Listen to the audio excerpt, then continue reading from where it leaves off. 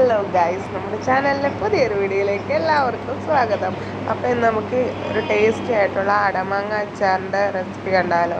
ചില സ്ഥലത്ത് ഇത് ഉണക്കമാങ്ങയില്ലേ, നമ്മുടെ ഉണക്കിയെടുത്തത് മാങ്ങ, അതുകൊണ്ടിടുന്ന അച്ചാറിനാണ് പറയുന്നത്. അപ്പോൾ അതിനാവശ്യമുള്ള സാധനങ്ങൾ: ഇഞ്ചി, വെളുത്തുള്ളി, പച്ചമുളക്, കടുക്, മുളക് പൊടി. ഉണക്കി വെച്ചിരിക്കുന്ന മാങ്ങ നമ്മൾ കുറച്ച് നേരം കുതിർക്കാൻ വെക്കണം കേട്ടോ. അതിനുശേഷം ഒരു ചട്ടി വെച്ച് അതിൽ എണ്ണ ഒഴിക്കുക. എണ്ണ ചൂടായി വരുമ്പോൾ ഉലുവ ഇട്ട് കൊടുക്കുക. അത് പൊട്ടി വരുമ്പോഴത്തേക്കും നമുക്കതിലേക്ക് കുറച്ച് കടുക് ഇട്ട് കൊടുക്കുക. കടുക് പൊട്ടി വരുമ്പോൾ നമുക്കതിലേക്ക് അരിഞ്ഞു വെച്ചിരിക്കുന്ന വെളുത്തുള്ളിയും ഇഞ്ചിയും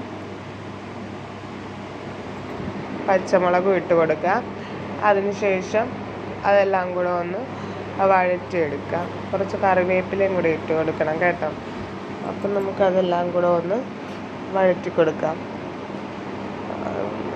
നമുക്ക് സാധാ മാങ്ങ അച്ചാറിനേക്കാളും നല്ല ടേസ്റ്റാണ് കേട്ടോ അടമാങ്ങ അച്ചാർ. എൻ്റെ ഫേവറേറ്റാണ്. നിങ്ങളും ട്രൈ ചെയ്ത് നോക്കണേ.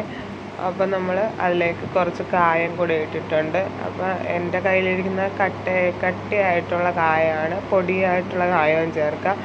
കട്ടയായിട്ടുള്ള കായം ആയതുകൊണ്ടാണ് ഞാനിപ്പം ചേർത്തത്. അല്ലെങ്കിൽ പൊടികൾ ആഡ് ചെയ്യുന്നതിൻ്റെ കൂട്ടത്തിൽ തന്നെ അതും ചേർത്താൽ മതിയാവും. എന്നിട്ട് നമുക്ക് നല്ലപോലെ അത് മിക്സ് ചെയ്ത് ഒന്ന് വഴറ്റി കൊടുക്കാം. അത് ഒന്ന് ചെറുതായിട്ട് വാടി വരുമ്പോൾ നമുക്ക് പൊടികൾ ചേർത്ത് കൊടുക്കാം. ആദ്യം തന്നെ കുറച്ച് മഞ്ഞൾപ്പൊടിയാണ് ഞാൻ ചേർത്ത് കൊടുക്കുന്നത്. മഞ്ഞൾപ്പൊടി ചേർത്തതിന് ശേഷം എരിവിന് ആവശ്യമുള്ള മുളക് പൊടി ആഡ് ചെയ്ത് കൊടുക്കുന്നുണ്ട്. കായപ്പൊടി നമ്മൾ നേരത്തെ ആഡ് ചെയ്ത് കൊടുത്തല്ലോ. പിന്നെ അതിനുശേഷം അതെല്ലാം കൂടെ ഒന്നുകൂടെ പൊടികളൊക്കെ പച്ചമണം മാറി മൂത്ത് വരുന്നത് വരെ ഒന്ന് ഇളക്കി കൊടുക്കാം. പൊടികളുടെ പച്ചമണം മാറുമ്പോഴത്തേക്കും നമ്മൾ നേരത്തെ കുതിർത്ത് വെച്ചിട്ടില്ലായിരുന്ന മാങ്ങ, അതൊരു അരമണിക്കൂറെങ്കിലും മിനിമം നമുക്ക് വെള്ളത്തിലൊന്ന് സോക്ക് ചെയ്ത് വെക്കണം.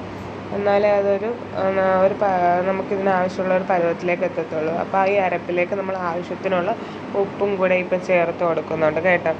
അപ്പം നമ്മൾ ഉപ്പും കൂടെ ചേർത്ത് അതെല്ലാം കൂടെ ഒന്ന് സെറ്റായി വരുമ്പോഴത്തേക്ക് നമുക്ക് കുതിർത്ത് വെച്ചിരിക്കുന്ന മാങ്ങ വെള്ളം മാറ്റി ഇതിലേക്ക് നമുക്ക് ഇട്ട് കൊടുക്കാം. വെള്ളം ഊറ്റിക്കളയാം. അതിനുശേഷം അതെല്ലാം കൂടെ ഒന്നുകൂടെ മിക്സ് ചെയ്ത് അരപ്പൊക്കെ നമ്മുടെ മാങ്ങയിൽ നന്നായിട്ട് പിടിപ്പിച്ചെടുക്കണം. നല്ലവണ്ണം മിക്സ് ചെയ്ത് കൊടുക്കാം. അപ്പോൾ ഈ കറി ഉണ്ടെങ്കിൽ നമുക്ക് ചോറ് തിന്നാൻ വേറൊന്നും വേണ്ട. ഈ അച്ചാർ മാത്രം ഉണ്ടെങ്കിൽ തന്നെ നമുക്ക് ചോറ് കഴിക്കാൻ നല്ല ടേസ്റ്റാണ് കേട്ടോ.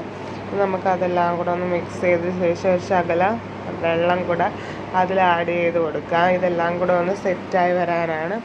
എന്നിട്ട് ഈ അരപ്പൊക്കെ ഒന്ന് ഡ്രൈ ആയി വരുന്നവരെ നമുക്ക് മിക്സ് ചെയ്ത് കൊടുത്തുകൊണ്ടിരിക്കുക. അപ്പം പെട്ടെന്ന് തന്നെ അതിൽ വെള്ളമൊക്കെ വറ്റി ഡ്രൈ ആയിട്ട് വരും. എന്താണെന്ന് വെച്ചാൽ നമ്മളിത് ഉണക്കി വെച്ചിരുന്ന് വാങ്ങാനായിട്ട് അതിലേക്ക് വെള്ളം പെട്ടെന്ന് അബ്സോർബ് ചെയ്താണ്.